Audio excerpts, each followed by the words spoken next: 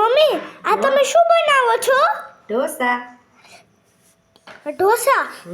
તો ફ્રેન્ડ્સ આપણે જોઈએ કે મારા મમ્મી કેવી રીતના ઢોસા બસ. મમ્મી પહેલા શું આવી ગયું?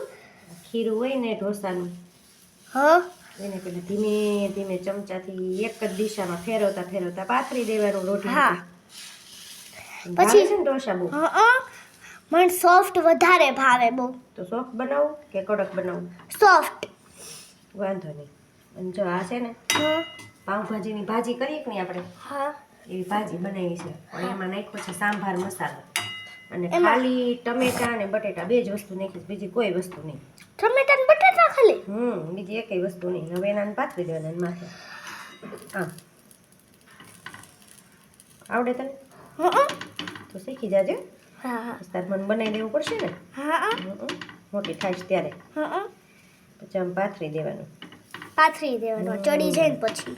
અને સોફ્ટ બનાવવો હોય ને ઢોસો તો જલ્દી જલ્દી લઈ લેવાનો, નહીતર થોડીક વાર ચડવા દેવાનો. સોફ્ટ બનાવો ને તો કડક બનાવો હોય ને તો રાખવાનો. થોડીક વાર રાખવાનો 5-10 મિનિટ.